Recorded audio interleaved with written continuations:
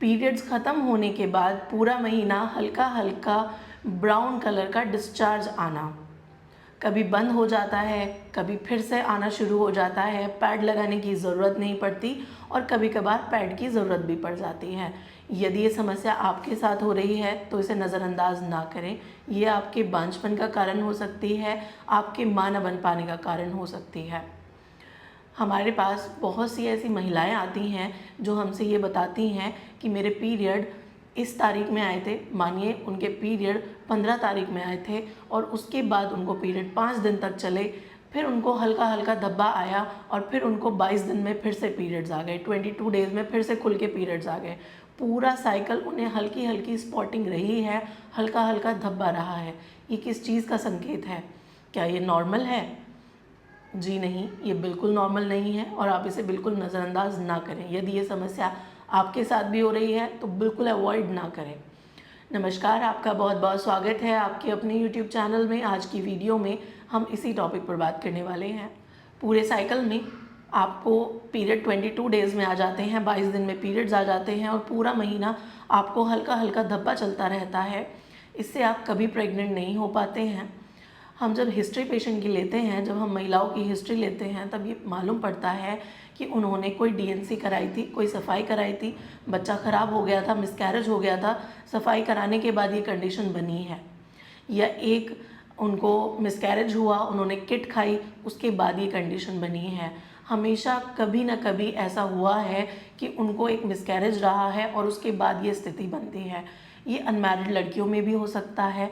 बहुत ज़्यादा mental stress या बहुत ज़्यादा फिज़िकल स्ट्रेस में रहने के कारण उनको ये समस्या हो सकती है। इसके कुछ कारण होते हैं। कारणों में सबसे पहला कारण मेरी नज़र में होता है infection, PID, pelvic inflammatory disease, जिसे हम बहुत छोटी सी समस्या मानते हैं कि बच्चेदानी पर सूजन आई है, इन्फेक्शन हुआ है और नज़रअंदाज कर देते हैं। तो ये चीज़ नज़रअंदाज करने वाली बिल्कुल भी नहीं है। आपको डॉक्टर को कंसल्ट करना चाहिए और इसका ट्रीटमेंट कराना चाहिए। शुरुआत में हल्का फुल्का पेड़ों में दर्द होना और धीरे धीरे आपके पीरियड्स में गड़बड़ी हो जाना, पेशाब में जलन होना, कम आना, पीला आना, बार बार आना, यदि ये समस्याएं आपके साथ भी हो रही हैं तो नज़रअंदाज ना करें, डॉक्टर को कंसल्ट करना बहुत ज़्यादा ज़रूरी है। दूसरा कारण होता है PCOD, पॉलीसिस्टिक ओवेरियन डिजीज़। यदि आपको PCOD या PCOS की समस्या है तब ये समस्या आपके साथ हो सकती है। आप इसे कैसे डायग्नोस करेंगे? यदि आपके पीरियड गड़बड़ आ रहे हैं तब आप इसको ट्रांसवेजाइनल सोनोग्राफी से भी डायग्नोस करा सकते हैं। सिम्टम्स के आधार पर भी डायग्नोस हो सकता है, बट यदि आप PCOD है तब आप इसका अल्ट्रासाउंड कराएंगे तो बहुत ईजिली और बहुत अच्छे से डायग्नोस हो जाता है।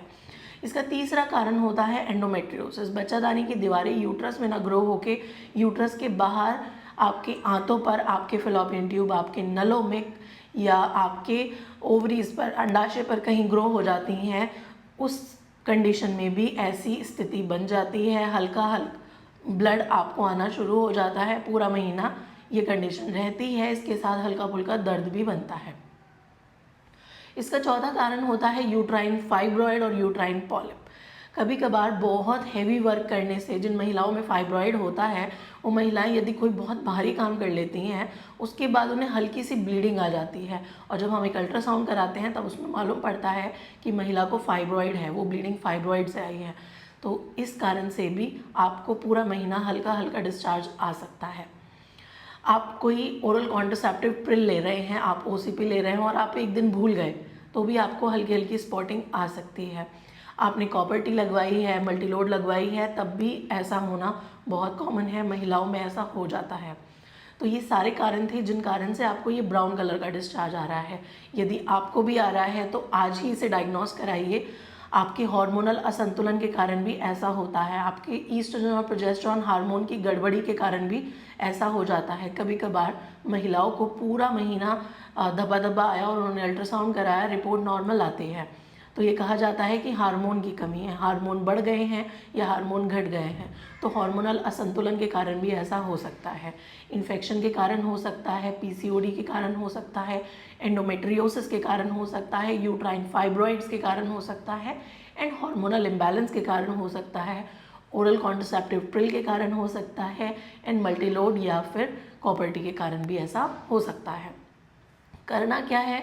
यदि सिम्टम आपको समझ आ रहे हैं मुझे इन्फेक्शन है तो डॉक्टर को कंसल्ट करें और उसका ट्रीटमेंट कराएं। पीसीओडी है, ट्रीटमेंट कराएंगे। यूट्राइन फाइब्रॉयड है, पॉलिप है, यदि बहुत बड़े साइज़ के हैं तो सर्जिकली रिमूव हो जाएंगे। छोटे हैं तो डॉक्टर को मिले और इसका ट्रीटमेंट कराएं। यदि इसके साथ गंदी बदबू आ रही है, ब्लीडिंग ज़्यादा चल रही है, दर्द बहुत ज़्यादा हो रहा है तो नज़रअंदाज नहीं करना है, डॉक्टर को कंसल्ट करना है और उसका आज ही ट्रीटमेंट कराना शुरू कर देना है। उम्मीद है दी गई इन्फॉर्मेशन आपके लिए हेल्पफुल रही है। यदि वीडियो हेल्पफुल है तो ज़्यादा से ज़्यादा महिलाओं से शेयर करिएगा। यदि आप चैनल पर नए हैं तो सब्सक्राइब करें, बेल आइकन को दबाएं जिससे सबसे पहले नोटिफिकेशन आपको मिल सके। धन्यवाद।